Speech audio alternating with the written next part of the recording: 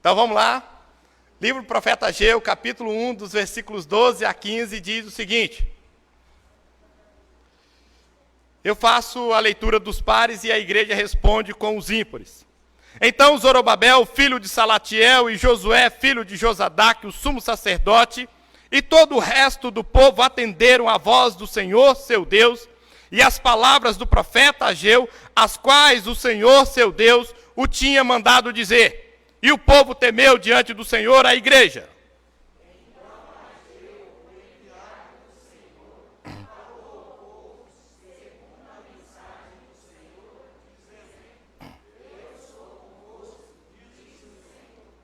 O Senhor despertou o espírito de Zorobabel, filho de Salatiel, governador de Judá, e o espírito de Josué, filho de Josadaque, o sumo sacerdote, e o espírito do resto de todo o povo.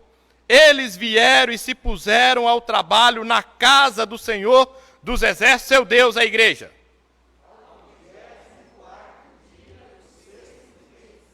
Oremos. Deus santo, Deus maravilhoso. Com toda certeza, o que nós cantamos aqui expressa um pouquinho de quem o Senhor é. O Deus grande, o Deus fiel, o Deus que dirige a história, o Deus que controla todas as coisas, o Deus que não pode ser pego desapercebido, porque os seus olhos estão em toda a terra, o Deus que é presente, onisciente e onipotente. Nós queremos dizer obrigado, porque o Senhor nos permite sermos chamados de teu povo, o povo que o Senhor mesmo escolheu e o povo que o Senhor mesmo desperta para fazer a tua obra. Obrigado pelo tamanho privilégio em podermos estar aqui nesta noite reunidos em nome do teu Filho Cristo Jesus, para prestarmos culto de louvor e adoração ao Senhor. Deus, a tua palavra também foi lida.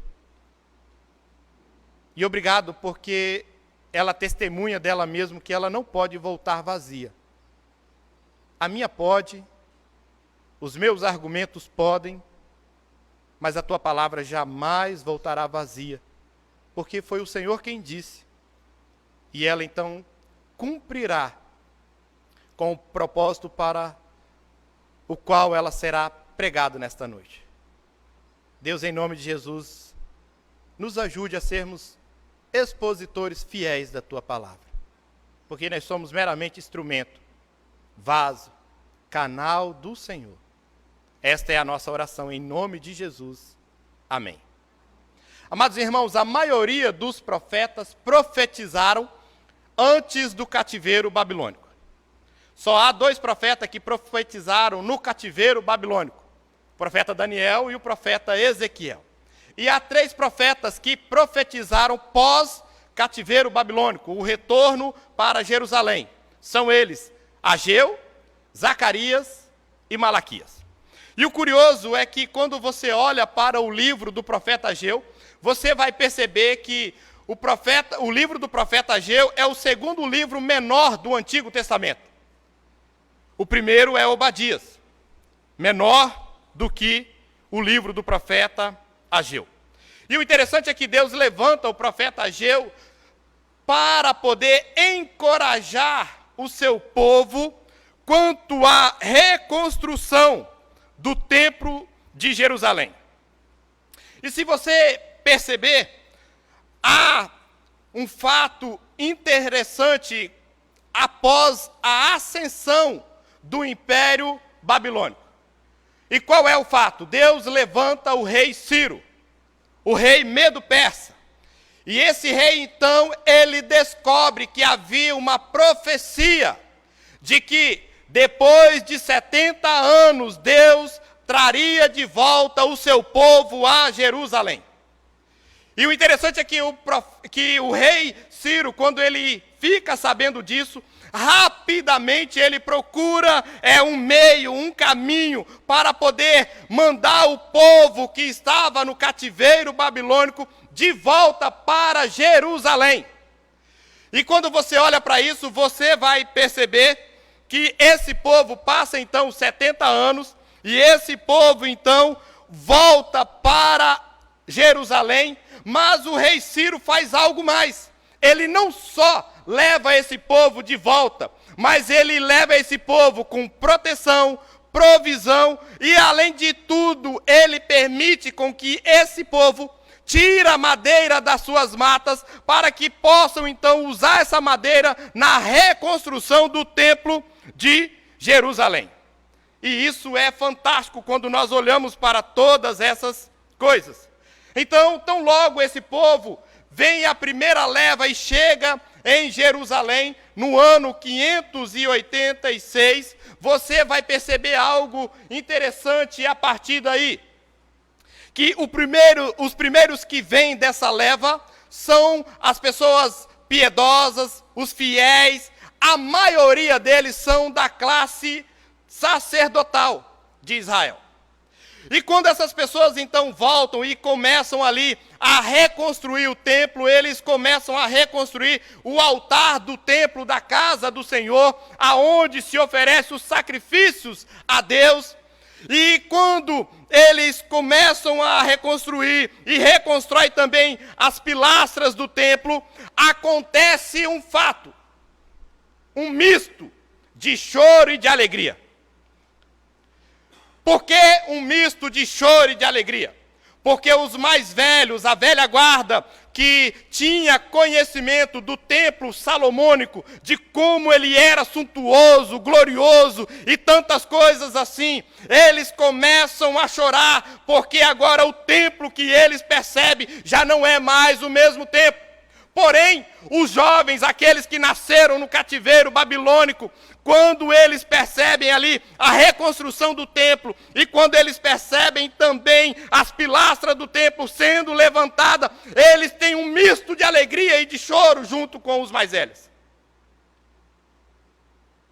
Um misto de alegria e de choro. E você pode perguntar, por que eles choraram? Porque eles olham e percebem que a casa do Senhor, o templo salomônico, não era mais o mesmo.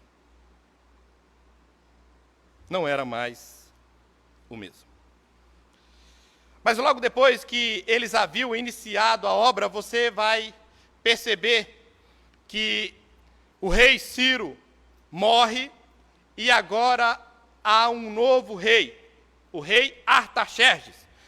Eu só quero aqui, a título de informação, pedir a vocês que não coloquem esse nome no filho de vocês, porque até para a gente batizar dá trabalho, tá? Então, assim, não faça isso. Então, levanta-se Artaxerxes, e você vai perceber que o povo de Israel sempre enfrentou um problema aqui, que eram os samaritanos. Quem eram os samaritanos? Aqueles judeus que foram levados cativos pelo reino da Síria, no ano 722, porque não deram ouvido à palavra de Deus e nem à voz de Deus. E o interessante é que de lá eles nunca mais retornaram.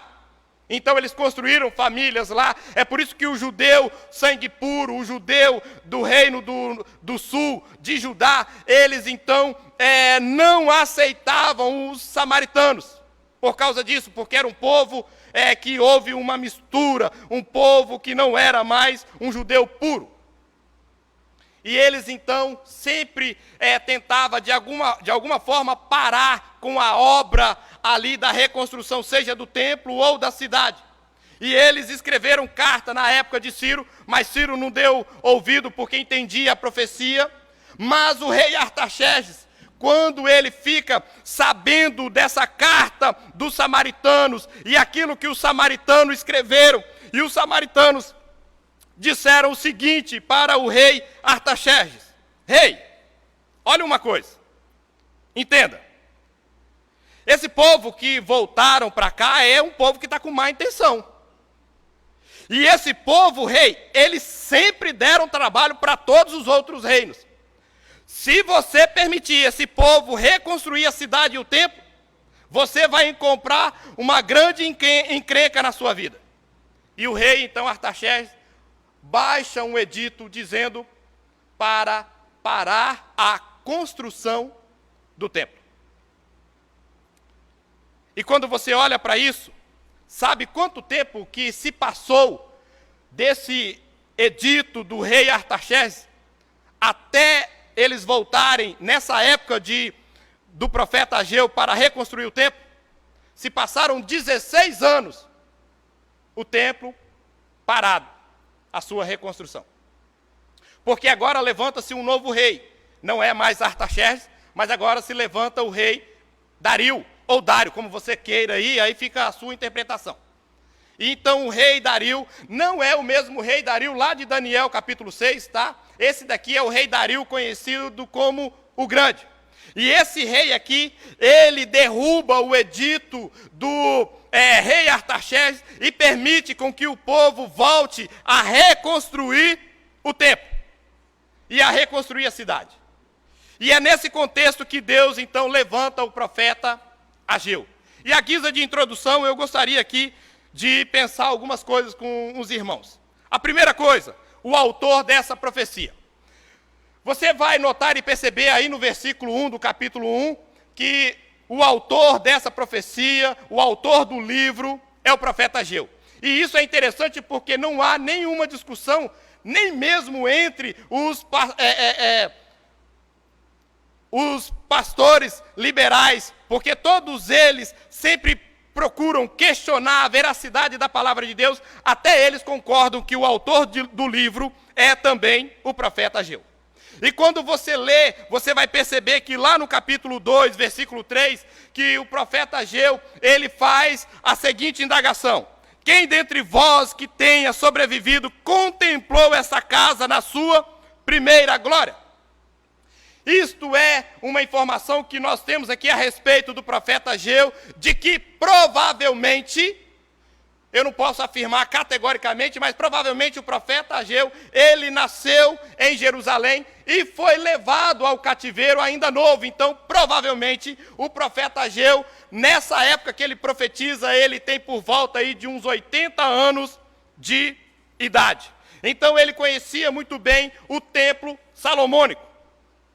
Mas quando você olha para isso, você vai perceber também no capítulo 1, versículo 1, que o texto lá diz assim: no segundo ano do rei Dario, no 6º mês, no primeiro dia do mês, veio a palavra do Senhor por intermédio do profeta Ageu.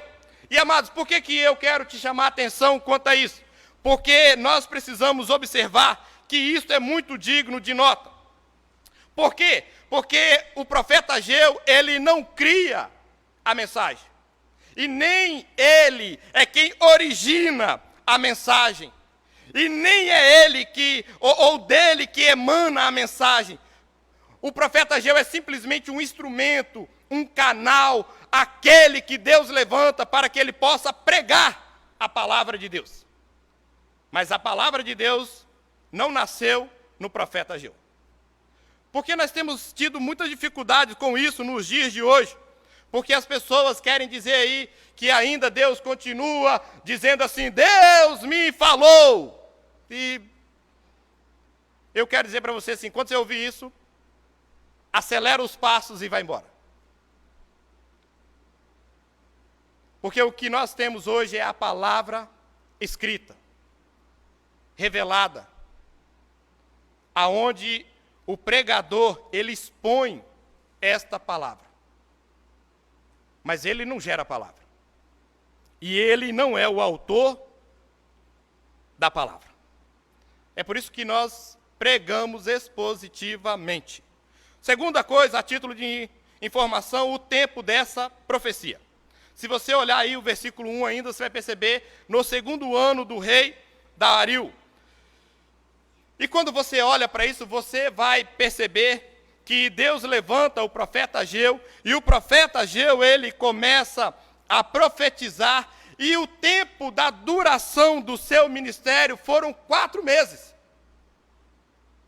É por isso que você percebe que Deus levanta Ageu profetiza e de repente ele desaparece do mapa. Você não sabe de quem ele é filho, ou melhor, aonde ele nasceu, a família que ele veio, a não ser que ele era filho aqui de Josadaque. Tirando isso, você não sabe de mais nada sobre Ageu.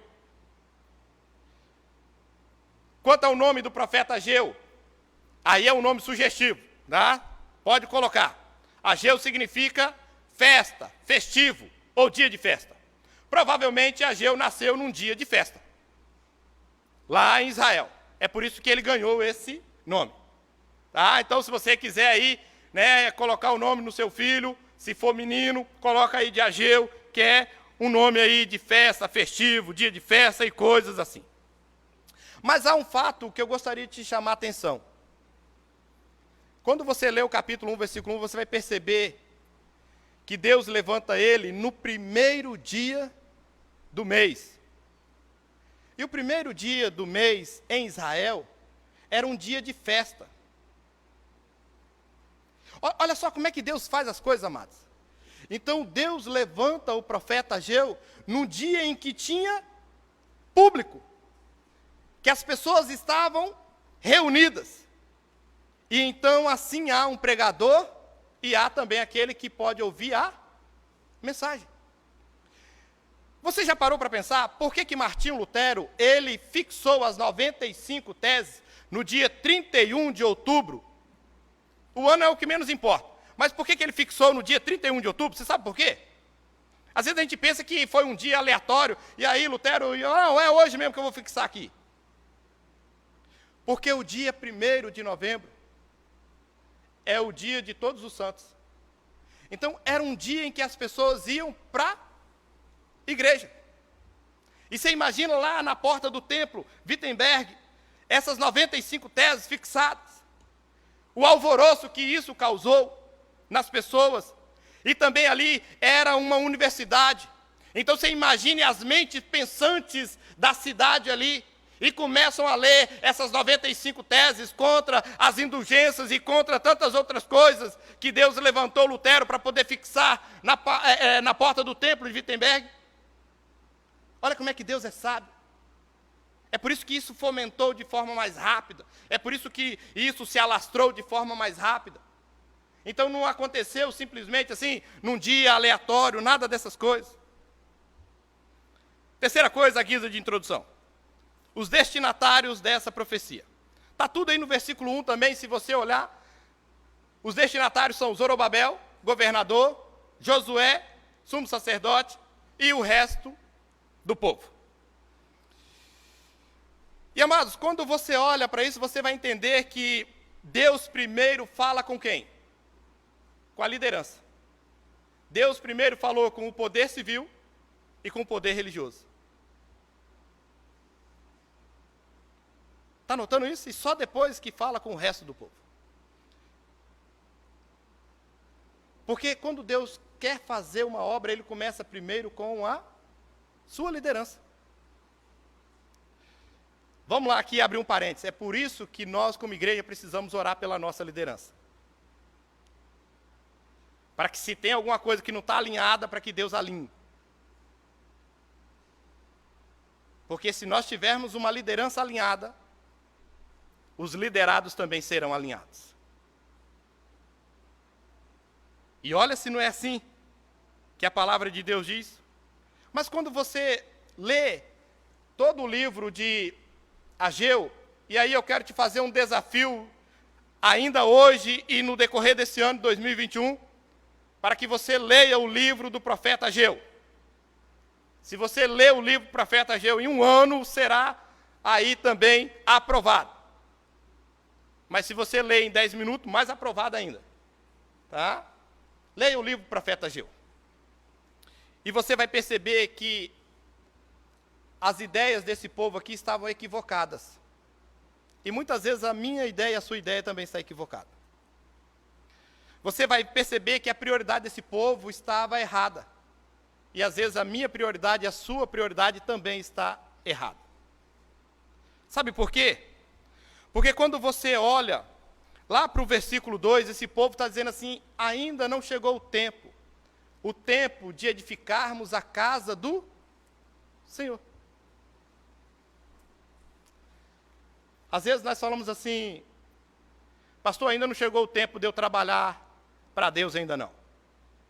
Eu tenho que conquistar algumas coisas. E aí as nossas ideias, elas estão equivocadas.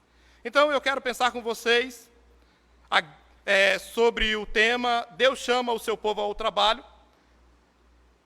E a primeira coisa que nós aprendemos aqui é que Deus levanta o profeta Ageu. Olha aí o versículo 12, o que diz. Então, Zorobabel, filho de Salatiel, e Josué, filho de Josadaque, o sumo sacerdote, e todo o resto do povo atenderam à voz do Senhor seu Deus, e as palavras do profeta Ageu, as quais o Senhor seu Deus o tinha mandado dizer. E o povo temeu diante do Senhor. O que significa isso? Que Deus ele levanta o profeta Ageu para encorajar esse povo, para colocar mãos à obra e reconstruir o templo de Jerusalém. E o interessante é que você percebe no texto que tão logo esse povo ele ouve a profecia da palavra de Deus, ele ouve um profeta de Deus falando, você percebe que eles se reanimam e eles se põem a fazer a obra de Deus, da reconstrução do templo. E quando nós olhamos para isso, nós vamos perceber alguns fatos importantes no versículo 12. O primeiro, que a resposta à palavra de Deus começa com a sua liderança. Você vai perceber que Deus falou a Zorobabel, Josué e depois ao resto do povo. E você percebe que primeiro quem atendeu a palavra do Senhor foi Zorobabel, depois Josué e o resto do povo. Quando nós olhamos para isso, amados, nós vamos perceber que Deus primeiro desperta o governador, Deus desperta o sumo sacerdote, em outras palavras, que Deus desperta o poder civil e o poder religioso.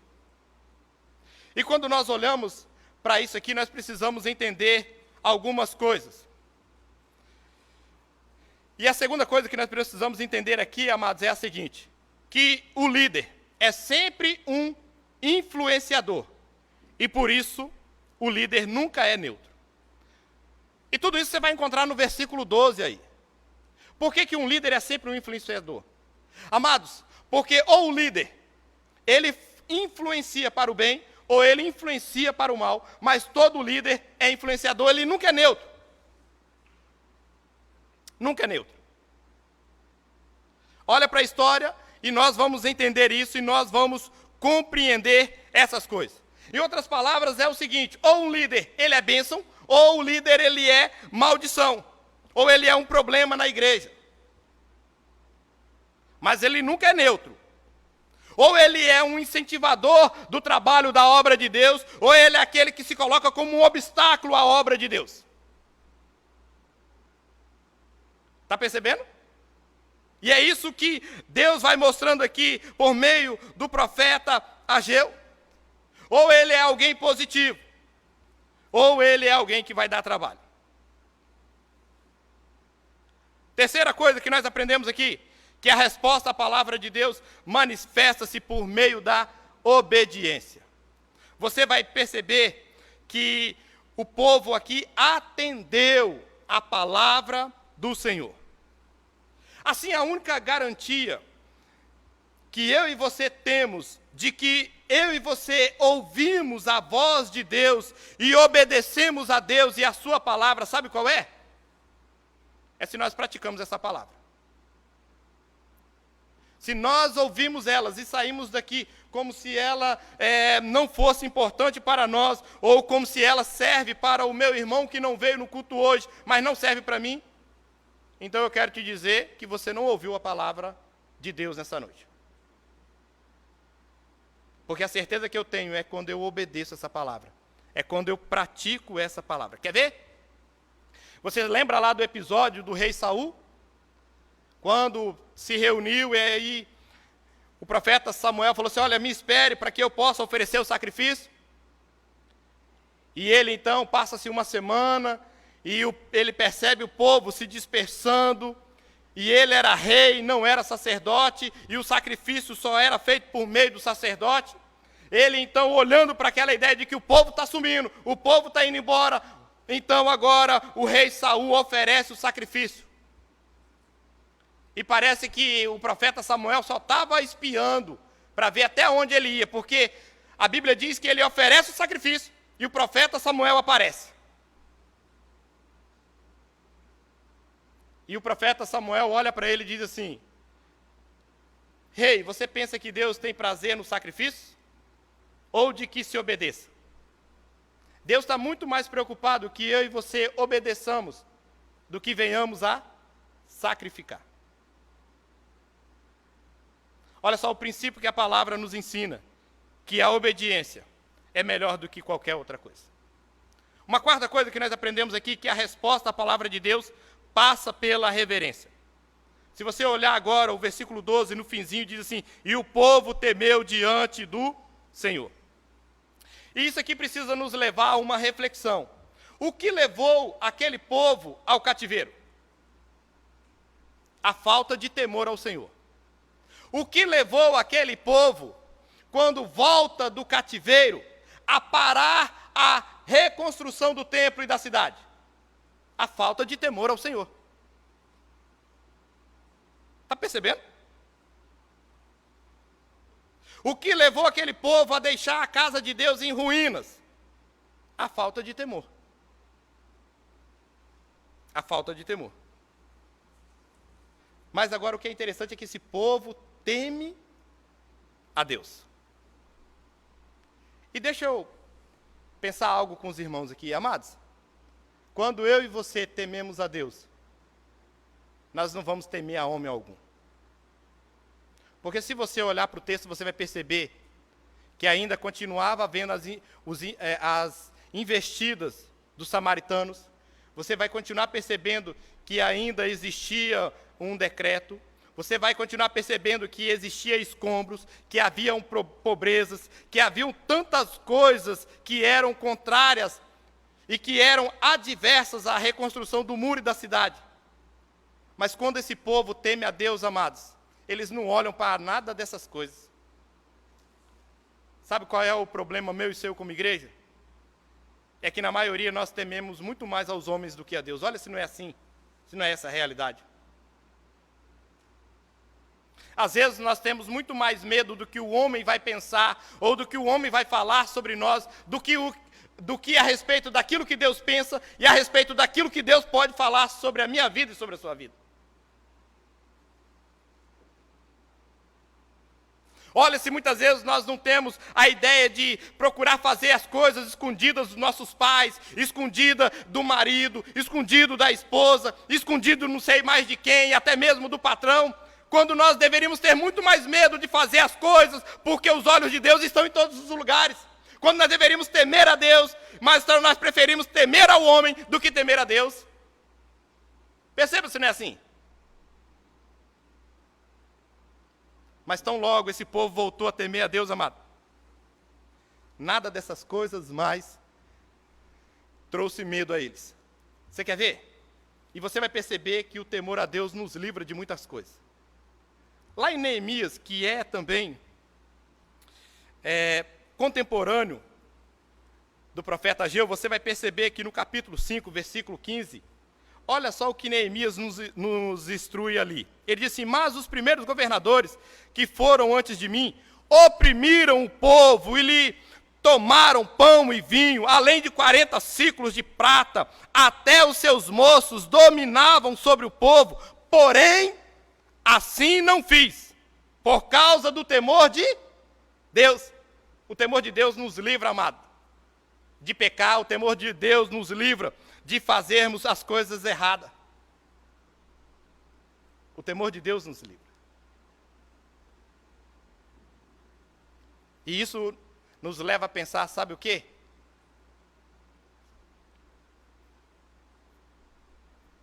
Que a minha desobediência, ela tem muito mais a ver em não temer a Deus do que temer a Deus. Porque o temer a Deus me livra de fazer as coisas erradas. E eu gostaria de pensar com os irmãos o seguinte, para encerrar. Você teme a Deus só quando está entre quatro paredes na casa dele?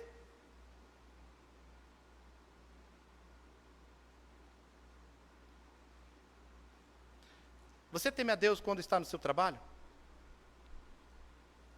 Na escola? Na faculdade? Você teme a Deus quando está sozinho?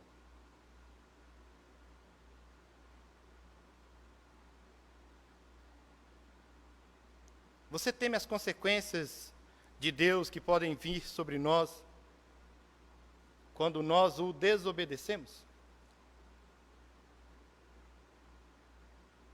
Porque essas coisas deveriam mexer com a gente.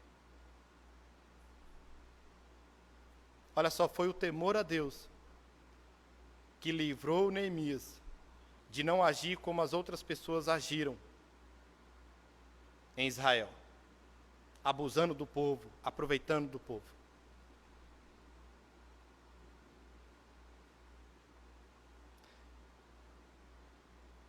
Eu quero encerrar dizendo o seguinte, amados: apesar de nós, apesar do Gedaí e apesar de você, Deus nos permitiu ter um ano frutífero, onde nós recebemos 46 novos membros.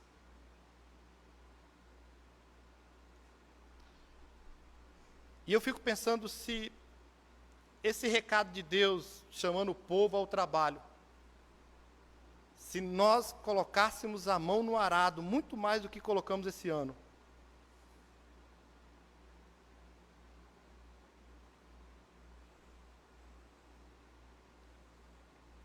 nós poderíamos receber o dobro em 2021. Porque Deus não chama só a liderança ao trabalho, Deus chama todo o povo. Todo o povo. Saiba que você faz parte desse todo o povo. Mas você tem colocado a mão no arado?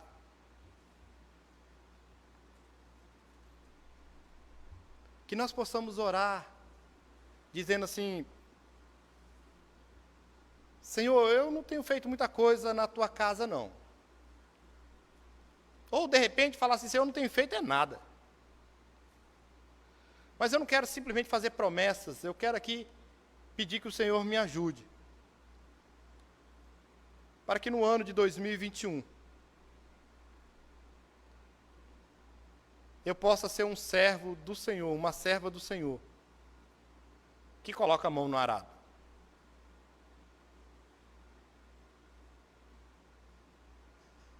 Que teme ao Senhor, para que eu possa ser usado pelo Senhor na tua obra.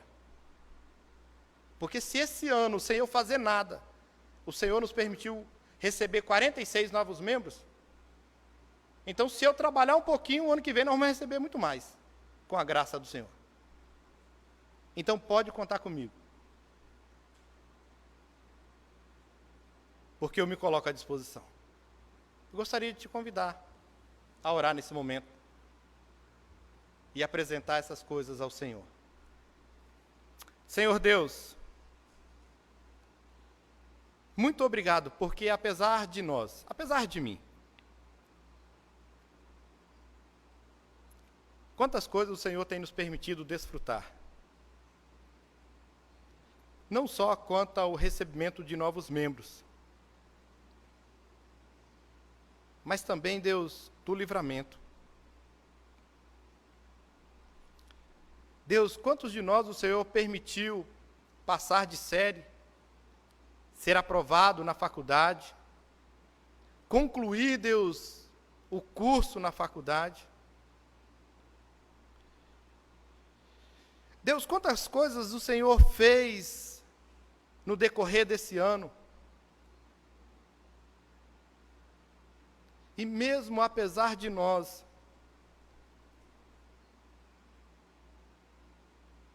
o Senhor tem nos guardado, tem nos abençoado. Pai, em nome de Cristo Jesus, me ajude a me engajar muito mais na obra do Senhor nesse ano de 2021. A ter um coração muito mais quebrantado e voltado para as coisas do Senhor. Deus, em nome de Jesus Cristo, nos ajude. Nos desperte, como a tua palavra diz, que foi o Senhor quem despertou Zorobabel, Josué e o resto do povo. Nos desperte para que possamos atender à voz do Senhor e se pôr a fazer a obra do Senhor. Para que no ano de 2021 eu possa ser melhor do que fui em 2020. Que as minhas atitudes, que a minha forma de falar, de pensar e de agir possam ser melhores. Em nome de Jesus é que oramos e clamamos ao Senhor. Amém. Recebam a bênção apostólica.